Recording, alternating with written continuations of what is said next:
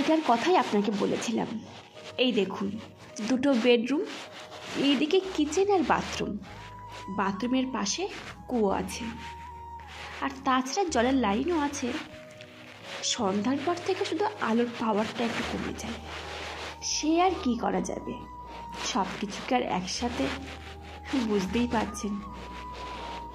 কথা শেষ করে ঘরের কোনায় কাত হয়ে থাকা ডাস্টবিনটাকে পা দিয়ে সোজা করে পিস করে খানিকটা থুতু ফেললেন রহমত ভাই। অনুপম আর কথা না বাড়িয়ে ঘরের নোনা ধরার দেওয়ালে ছিটে থাকা পুরনো পোস্টারটা দেখতে দেখতে বলল, কাল সকালেই তাহলে চলে আসবো আমরা। এগ্রিমেন্টের কপি আপনি কালই নিয়ে আসুন।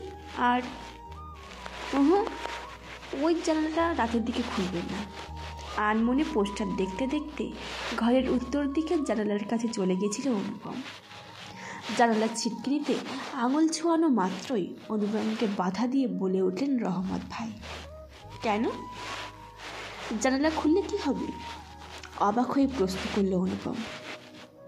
পকেট হাতড়ে আবার একটা গুটখার প্যাকেট বের করে সেটাকে ছিঁড়ে মুখে চালান করতে করতে রহমত ভাই একটু লঘু স্বরে বললেন, সমুদ্রের বাড়ি উড়ে এসে ঘর নোংরা করবে। তাছাড়া রাতের দিকে কত পোকামাকড় ঘুরে বেড়ায়, সেসবও ঢুকবে। এমনি দিনের বেলায় কোনো অসুবিধে নেই, অন্ধকার হলে চলুন বেরোই। রহমত ভাই বাড়ির দরজায় তালা লাগিয়ে এসে জানালেন পরদিন সকাল 9টায় চলে আসবেন এগ্রিমেন্ট নিয়ে। অনুপম তাতে সায় দিয়ে ফেরবার পথ ধরল। অনুপম তথা অনুপম আশ্চর্য, বয়স 29, পেশায় কেন্দ্রীয় সরকারের অডিট বিভাগের কর্মচারী। ছোটবেলায় বাবা মারা যাওয়ার পর মার কাছেই মানুষ হয়েছে অনুপম। বেশ কিছুটা অর্থকষ্টের মধ্যে প্রথমে গ্র্যাজুয়েশন এবং তারপর মাস্টার্স শেষ করে বছর তিনেকের চেষ্টায় বছরখানেক আগে একটা চাকরি পেয়েছে। দপ্তর খুব ভালো হলেও অনুপমের পোস্টটা এমন কিছু ভালো নয়। মাইনের অঙ্কটা খুব বেশি না হলেও এই বাজারে মা ও ছেলের সংসার চালানোর পক্ষে চলনসই। তাই চাকরি পাওয়ার প্রথম কয়েক মাস বেশ আনন্দেই ছিল অনুপম। রোজ সকালে মায়ের হাতে গরম ভাত খেয়ে অফিস যাওয়া, তারপর সারাদিন অফিসে অনেক আড্ডা গল্পের ফাঁকে অল্প বিস্তর কাজ করে তারপর বিকালে অফিস থেকে ইউনিভার্সিটিতে পাঠরতা প্রেমিকা তনয়ের সাথে ভিক্টোরিয়া কিংবা প্রিন্সেপ ঘাটে একান্তে বসে নরম হাতের স্পর্শে সারাদিনের ক্লান্তি দূর করতে করতেই ইএমআই এবং সম্ভাব্য প্রমোশনের কথা ভেবে ফ্ল্যাট কিনে সংসার পাতা কিংবা হানিমুনে সিমলা মুসুরি যাওয়ার পরিকল্পনা করা, এভাবেই দিন কেটে যাচ্ছিল। কিন্তু কথাই আছে, পদ্মপাতায় জমা জলের মতোই সুখ ক্ষণস্থায়ী। অনুপমের ক্ষেত্রেই বা এই নিয়মের ব্যতিক্রম হবে কেন? এর ফাইনাল সেমিস্টারের পরীক্ষার সময় থেকেই তনয়ের ব্যবহার পাল্টে যাচ্ছিল। পড়াশোনায় ক্ষতি হচ্ছে বলে দেখা করা বন্ধ করে দেওয়া এবং তারপর ফোন করাও ধীরে ধীরে কমিয়ে দিতে লাগলো সে। ব্যাপারটা প্রথম দিকে অতটা সিরিয়াসলি না নিলেও মাস দুয়েক পর হঠাৎ ফেসবুকে তনয়ের এক বান্ধবীর অ্যাকাউন্ট থেকে আপলোড করা বেশ কিছু ছবি দেখে, বা বলা ভালো দামি রেস্তোরাঁয় সুসজ্জিতা তনয়ের পাশে এক দামি ব্লেজার পরিহিত এক স্বাস্থ্যবান যুবককে দেখে কেমন যেন ধোকা লাগলো অনুপম। সাথে সাথে তনয়াকে ফোন করলো সে। বার কয়েক বিজি পাওয়ার পর অবশেষে তনয়াকে ফোনে পেল অনুপম। কিন্তু পরের 15 মিনিট কথাবার্তার পর অনুপম বুঝতে পারল তনয়াকে ফোনে পেলেও মনে পাওয়ার আর কোনো সম্ভাবনা নেই। তার ছোট মামার ঠিক করে দেওয়া কর্পোরেট সেক্টরে চাকরিরত পাত্রের সাথে এক উজ্জ্বল ভবিষ্যতের ভাবনায় সে এখন মশগুল। তার জীবনে অনুপমের অবস্থান অনেকটা শপিং মলের ম্যানিকিনে পরানোর দামি পোশাককে কাছের বাইরে থেকে লোলুপ দৃষ্টিতে তাকিয়ে থাকা নিম্ন মধ্যবিত্ত মানুষের মতো। সে শুধু তাকে দেখতেই পারে, কিন্তু কাচের দেওয়াল টপকে তাকে কেনার সামর্থ্য অনুপমের নেই। কথাই বলে, দুঃসংবাদ কখনো একা আসে না, কই মাছের মতো ঝাঁকে ঝাঁকে আসে। তাই 2 দিন অফিস কামাই করে বাড়িতে বসে কয়েক প্যাকেট সিগারেট খেয়ে এবং দুঃখের গান শুনে 3 দিনের দিন অনুপম অফিসে গিয়ে শুনল অফিসের ট্রান্সফারের লিফট বেরিয়েছে। প্রথমে এই কথাই বিশেষ আমল দিল না সে, কারণ তার ক্যাডারের ট্রান্সফার হয় না। কিন্তু এক কলিগের ফোনের নিচেই নেমে অফিসের ট্রান্সফার লিস্টটা নিজের চোখে থেকে ঘাবড়ে গেল অনুপম। অফিসের হঠাৎ পলিসি পরিবর্তনের কারণে ওর ক্যাডারের সবচেয়ে জুনিয়র স্টাফ হিসেবে 2 বছরের জন্য অনুপমের ট্রান্সফার হয়েছে সুদূর আন্দামানে। এরপর ঊর্ধ্বতন কর্তৃপক্ষের সাথে কথা বলে অনুপম বুঝতে পারল আগামী 1 মাসের মধ্যেই যে ছেলে কোনোদিন নিজের বাড়ি মামার বাড়ির বাইরে কোথাও পা দেয়নি তাকেই এবার যেতে হবে সমুদ্র পাড়ে। একরাশ উদ্বেগ, খানিকটা ভয় আর অনেকটা একাকিত্ব নিয়ে ফ্ল্যাটে মায়ের সাথে এক দূর সম্পর্কের মাসিকে রেখে আন্দামান রওনা দিল অনুপম। বিমানবন্দর থেকে নেমে সমুদ্রের নিকটে থাকা অফিসের গেস্ট হাউসে বারান্দায় বসে নীল জলরাশির দিকে তাকিয়ে অনেকটা মন খারাপ ছেড়ে ফেলে ভবিষ্যৎ পরিকল্পনা স্থির করল অনুপম। সেই মতো প্রথম 3 মাস এক সিনিয়র কলিগের সাথে ফ্ল্যাট শেয়ার করে থেকে অফিসের কোয়ার্টার পাওয়ার জন্য অপেক্ষা করতে থাকলো। কিন্তু 2 মাস কেটে গেলেও যখন অফিস কোয়ার্টার পাওয়া গেল না, তখন বেশ খানিকটা হতাশ হয়ে অফিসের স্থানীয় বিয়ারা গোল্ডেন মান্ডিকে দামি সিগারেট খোঁজ দিয়ে অনুপম জানতে পারল অফিসের সব কোয়ার্টারই প্রায় বুক, আর যেগুলো ফাঁকা সেগুলোকে কলকাতা অফিস থেকে আগামী 1 বছরের ট্রান্সফার হয়ে আসা সম্ভাব্য অফিসারদের জন্য রেখে দেওয়া হয়েছে।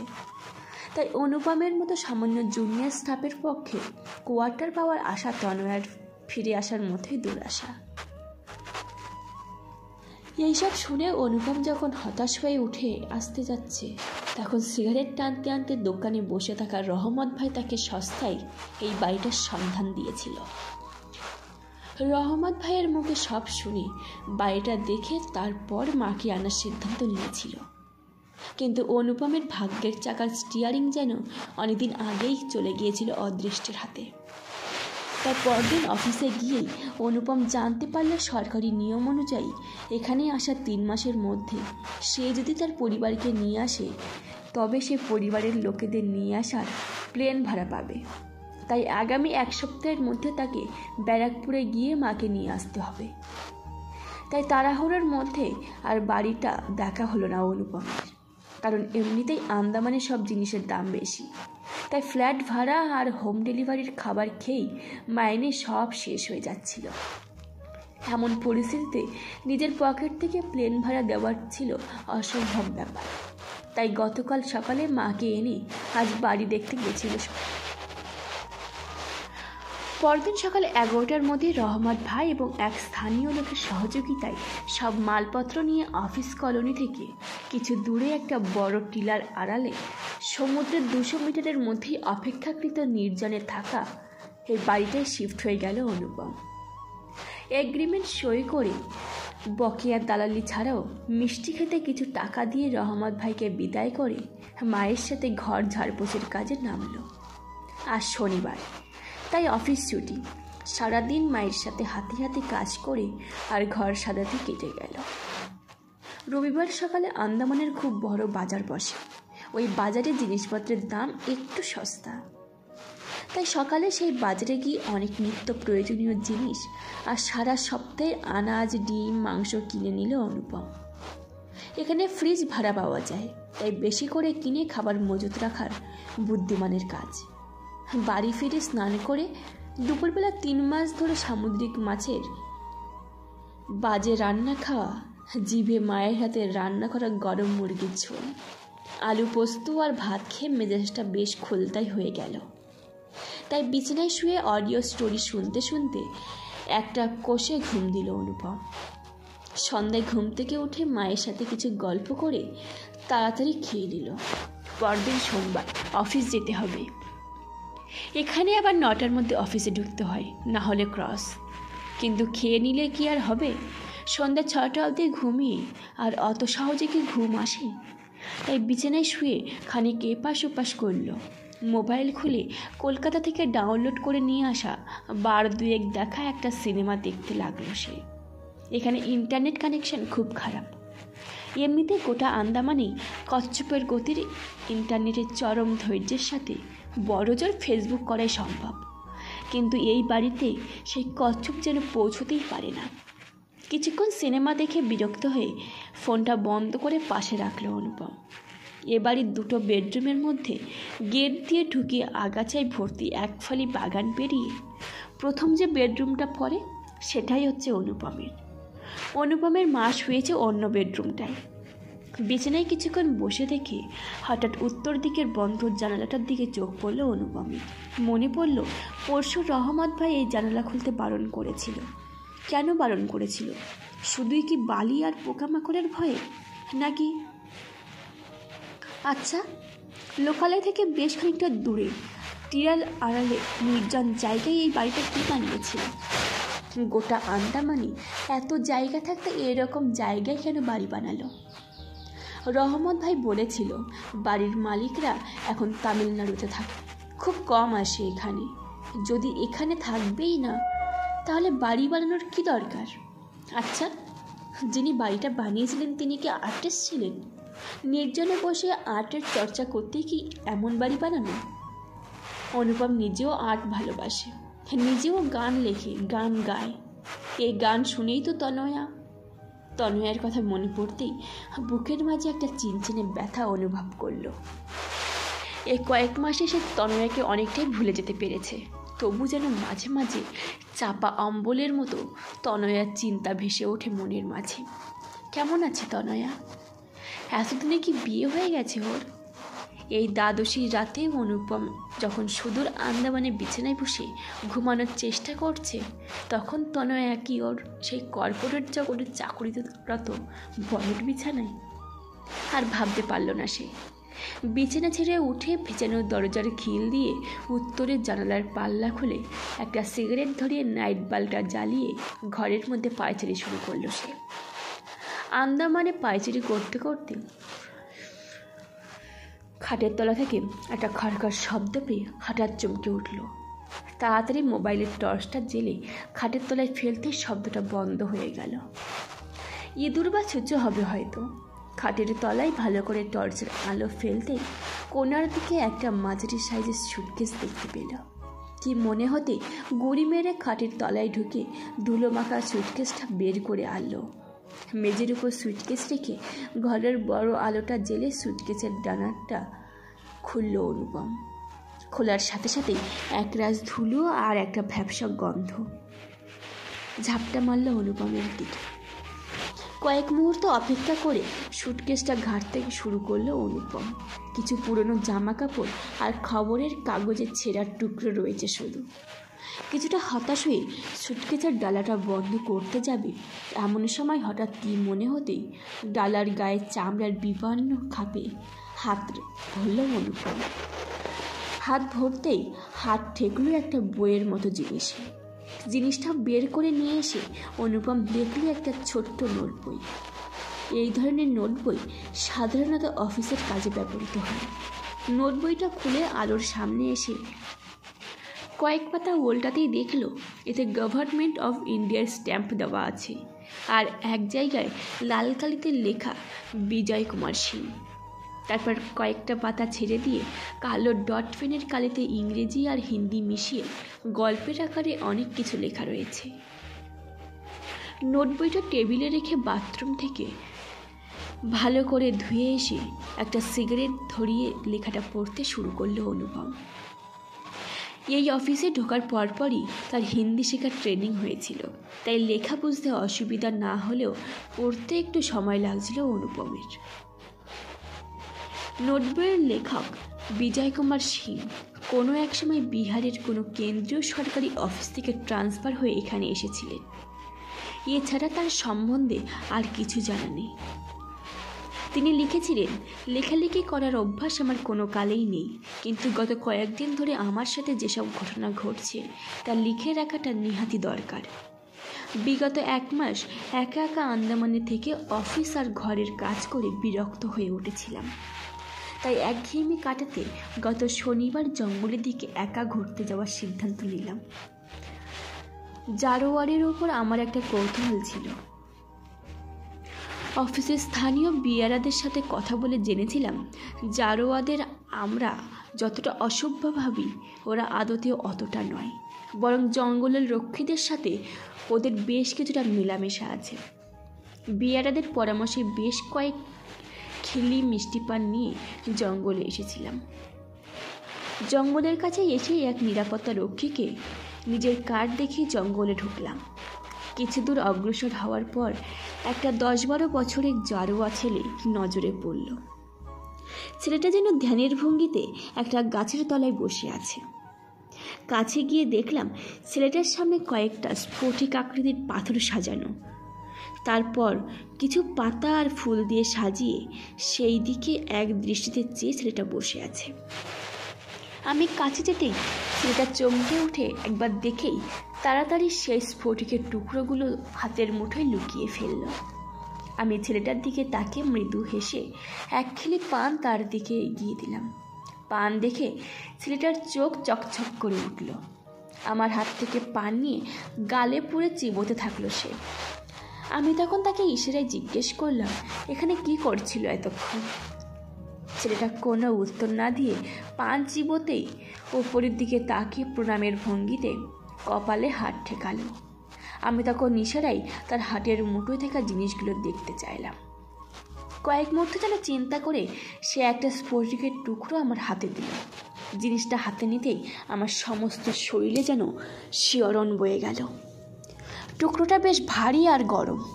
আমি তাকে ইশারায় আরও কিছু প্রশ্ন করতে যাব, এমন সময় জঙ্গল থেকে 3-4 জন মধ্যবয়স্ক জারোয়া এসে সেখানে উপস্থিত হলো। ছেলেটার হাতে ওই পাথর দেখে তারা নিজেদের ভাষায় উত্তেজিত স্বরে কিছু বলাবলি করতে করতেই ছেলেটাকে পাকড়াও করে সেখান থেকে চলে যেতেই উদ্যত হলো। আমি একবার তাদেরকে কিছু বলার জন্য মুখ খোলা মাত্রই ওদের একজন রক্ত জল করা চাহনিতে আমার দিকে তাকালো। আমি আর কিছু বলার সাহস পেলাম না। ওরা চলে যেতেই পেছন ঘুরে দেখলাম সেই নিরাপত্তা রক্ষী এসে কখন যেন আমার পাশে হাজির হয়েছে।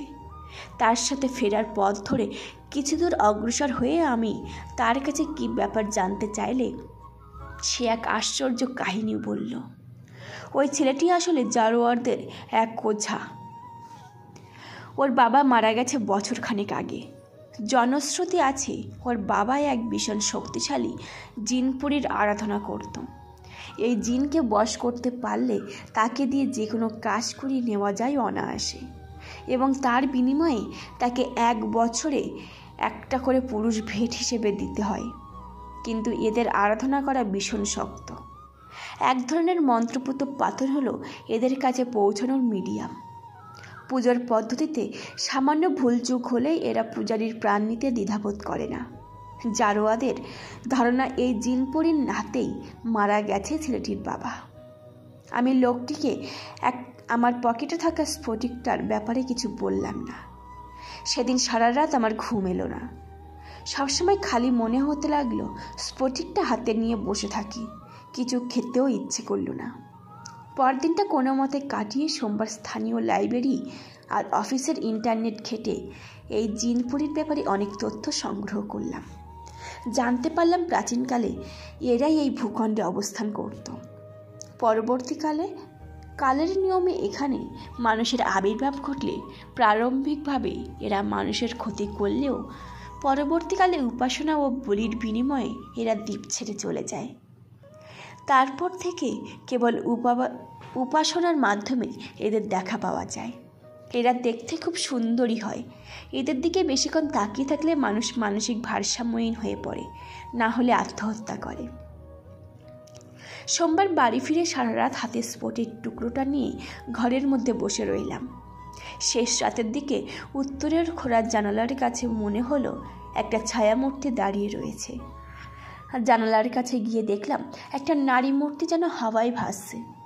অনেকক্ষণ তার দিকে তাকিয়ে থাকার পর তার অবয়ব কিছুটা স্পষ্ট হলো। কি সুন্দর! এত সুন্দর কি কোনো নারী হতে পারে? আমি সাহিত্যিক নই, তাই তার রূপ বর্ণনা করার মতো ক্ষমতা আমার নেই। আমি এইটুকু বলতে পারি, তাকে এক ঝলক দেখার জন্য একজন পুরুষ সব কিছু করতে পারে। পরদিন সকালে অফিসে গিয়ে যথাসম্ভব স্বাভাবিক থেকে রাতের জন্য অপেক্ষা করতে থাকলাম। কিন্তু শেষ রক্ষা হলো না। আমার পাশের সিটের কলিগ একটি স্থানীয় ছেলেটির কাছে ধরা পড়ে গেলাম। তার জোড়াজুড়িতে তাকে সব বলতে বাধ্য হলাম। সব শুনে সে প্রায় চেয়ার ছেড়ে লাফিয়ে উঠল, বারবার অনুরোধ করল ওই স্ফটিকের টুকরো আমি যেন এখনই সমুদ্রে ফেলে দিই।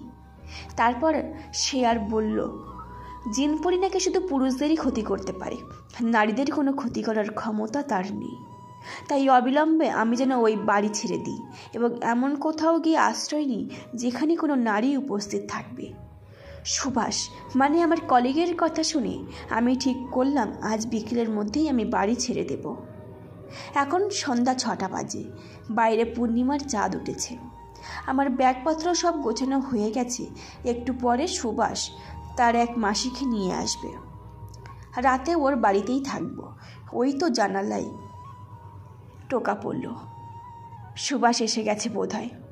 পরদিন সকাল 8টায় মায়ের জোরে জোরে দরজা ধাক্কা দেওয়ার আওয়াজে ঘুম ভাঙল অনুপমের।